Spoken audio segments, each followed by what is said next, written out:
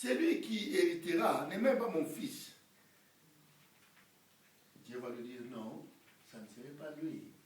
Ça serait celui qui sortira de tes entrailles. Abraham,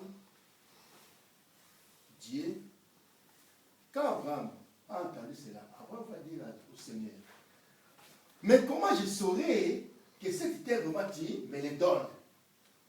Voilà l'histoire maintenant commence d'Israël. L'histoire d'Israël commence là. Nous pouvons jeter un coup d'œil dans la Bible. L'histoire d'Israël commence là. Nous sommes dans le livre de Genèse 15. Dans le livre de Genèse 15.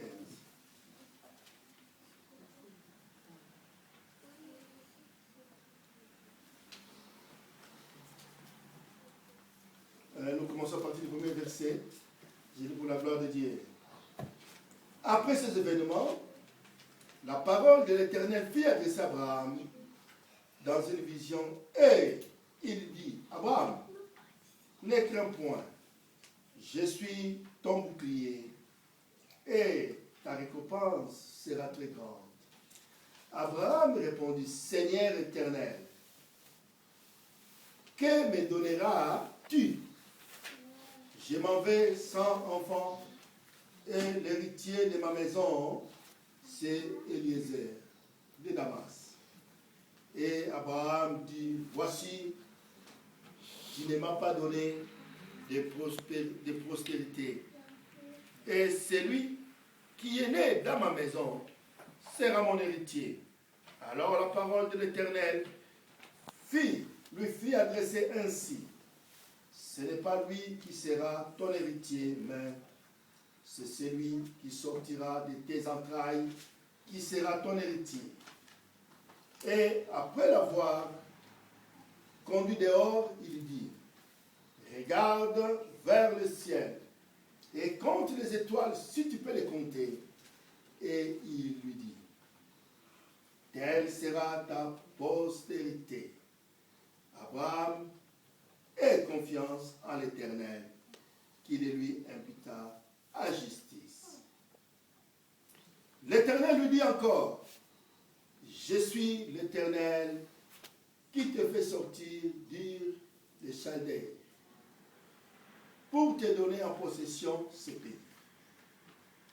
Abraham répondit, Seigneur éternel, à quoi connaîtrai-je que je le posséderai? Et l'Éternel lui dit, ah, là ça commence maintenant, la cause de la déportation d'Israël en Égypte.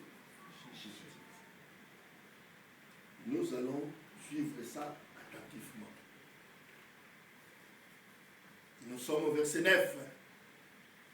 Et l'Éternel lui dit, prends une génisse de 3 ans, une chèvre de 3 ans, un bélier de 3 ans, une tourterelle et une jeune colombe. Abraham prit tous ces animaux, les coupa par les milliers. La Bible nous dit bien, Abraham prend tous ces animaux, les coupa par les milliers, pour offrir à Dieu l'offrande. Et mit chaque morceau l'un vis-à-vis de l'autre, mais il ne partagea point les oiseaux. Nous sommes au verset 10. Donc Abraham a coupé les animaux pour offrir à Dieu. Mais les oiseaux, les tourterelles qu'Abraham avait, au lieu de partager pour faire comme on faisait les offrandes à Dieu, Abraham a pris les oiseaux en entier, sans les partager, les a placés comme ça pour offrir à Dieu. Cet acte qu'il avait fait, Dieu n'avait pas aimé. Bien aimé dans le Seigneur. Si nous continuons, nous allons voir au verset 11, la Bible dit ceci, les oiseaux de proie, ils se sont abattus sur les cadavres qu'Abraham avait donnés au Seigneur. Mais regardons l'histoire.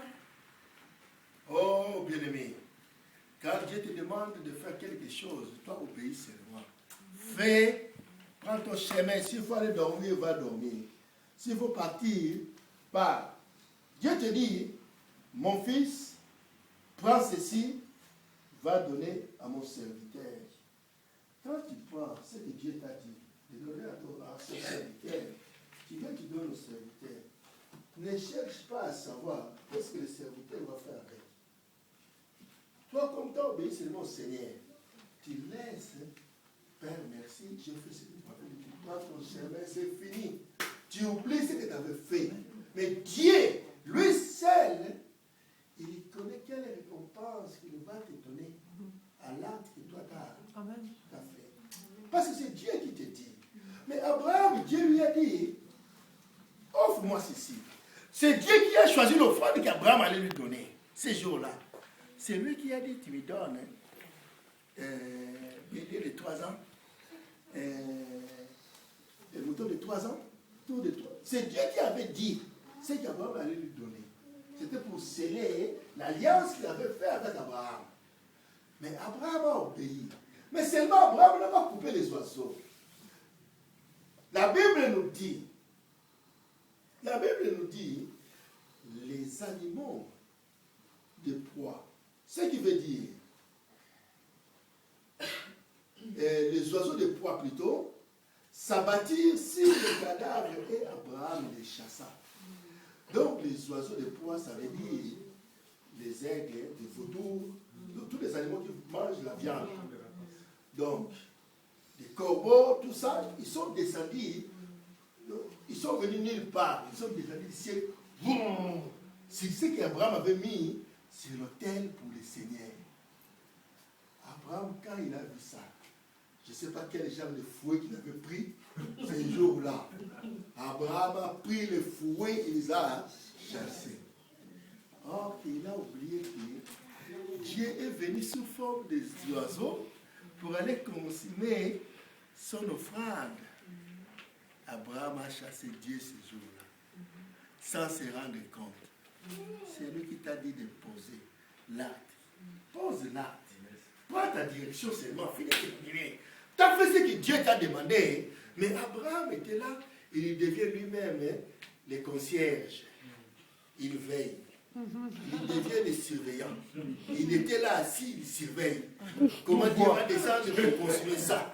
Mais quand Abraham a vu les oiseaux, Abraham a pris le bâton. Je ne sais pas si c'était un bout de bois ou de pierre. Parce qu'Abraham a chassé Dieu. Abraham a chassé les oiseaux qui sont venus pour consommer l'offrande. Et les oiseaux sont partis. S'il les avait donné un coup de bâton, peut-être elle s'est cassée la jambe. S'ils les avaient frappé, peut-être elle était touchée. Parce que vous vous rendez compte, il y a beaucoup d'oiseaux qui descendent. Ne faites qu'un petit bâton, si tu tapes, ça va toucher qu'à un d'entre eux. Abraham les a chassés. De quelle manière la Bible ne nous décrit pas? Mais la Bible nous dit, Abraham les a chassés. Bien aimé dans le Seigneur. Maintenant, Abraham, qui est celui qui Dieu comptait sur lui, celui qui dit allait faire une nation de multitudes, il vient de chasser Dieu. Mais Dieu, par son amour, bien aimé dans le Seigneur, quand on fait du mal, si Dieu te maudit, c'est jusqu'à la 4e génération. La malédiction que tu reçois de la part du Seigneur, ça va jusqu'à la 4e génération. Parce que si le Seigneur te maudit, ça va te suivre. Voilà pourquoi nous devons faire attention de maudire quelqu'un. Parce que si tu maudis quelqu'un, toi tu sais pas, peut-être le jour que toi tu maudis quelqu'un, le jour-là, c'était le Saint-Esprit qui parlait en toi. Quand toi tu prononces un mot avec le Saint-Esprit, ça va suivre la personne pour toujours. Donc, rendez compte que tu maudis ton enfant, et si cette malédiction-là allait lui suivre pendant 4 générations, donc lui il va devenir grand.